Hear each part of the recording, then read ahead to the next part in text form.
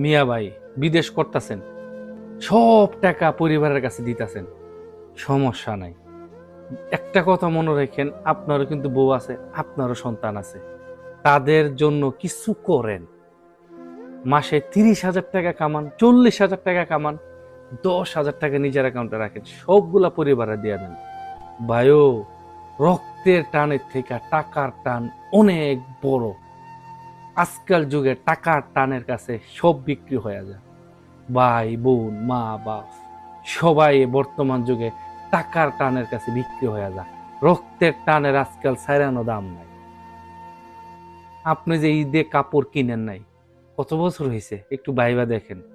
কারণ কি করুন নতুন কাপড় ফিরে কই যাবো, সারাদিন কাম আর রুম, কাম শেষে রুমে আসি, রুম শেষে কামে থাকি, এই জন্য নতুন কাপড় আর কিনা হয় না।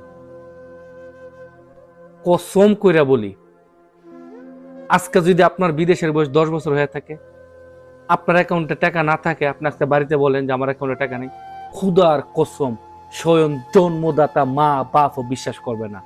বলবে বাবা কুদ্দুস, 10 বছর আমাদেরকে তুমি 20 লাখ টাকা দিছো, আর তোমার কাছে বুঝি টাকা নাই। মা বাপ মনে করবে আমার ছেলে 10 বছরে আমাদেরকে 20 লাখ টাকা দিছে, হের অ্যাকাউন্টে মনে আরো 20 লাখ আছে। বিশ্বাস করাইতে পারবেন না, পারবেন না।